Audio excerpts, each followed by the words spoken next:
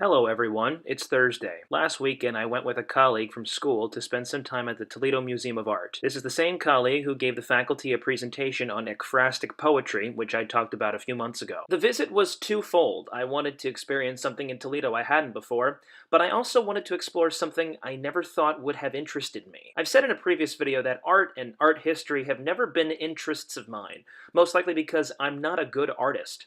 But I would argue that art isn't limited to something strictly visual. Musicians, whether composers or performers, are artists. Poets and authors, regardless of genre, are artists. Even scientists, we could argue, are artists.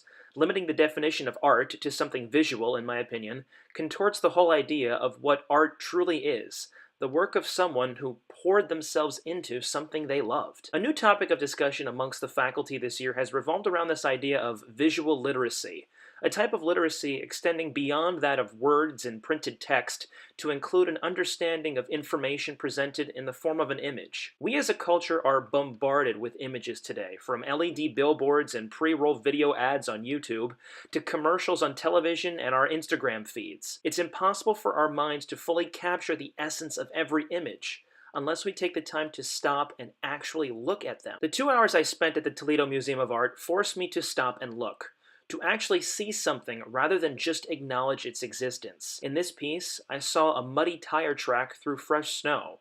After, I saw someone eating ice cream with peanut butter in it. In this piece, I saw a man falling. In this piece, I saw raindrops clinging to a window, not wanting to move. In this piece, I saw technology overtaking the everyday person, so much so that it became the person.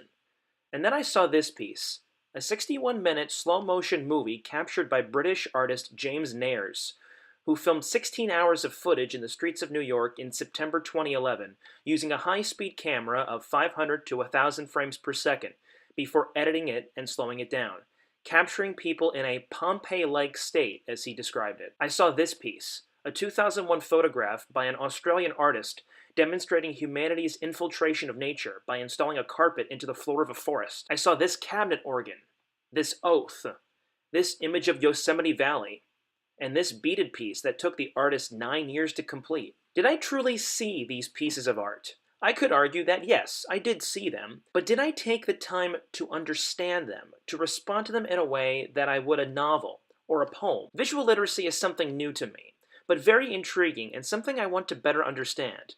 And the Toledo Museum of Art is a great place to start that conversation. It was surprising to me that after typing visual literacy into Google, the museum's page on the very subject was one of the first responses.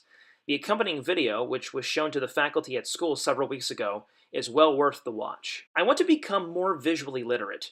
I realize I can only do that with practice. Much like any artist, without intentional practice, you can't get better at anything. Why do musicians spend hours playing their instrument? Or poets and authors spend months and years writing works? Or a scientist spend hours in a lab? In order to be better, one must take the time to practice. And it's through that practice that we become better. I encourage you all to explore this idea of visual literacy. It's amazing what you will see when you take the time to actually look, not just acknowledge, but truly, genuinely look. You'd be amazed at what you'd see. God bless. I'll see you all later. Just for the record, not all art is serious. I mean, here's a painting of a cooked lobster.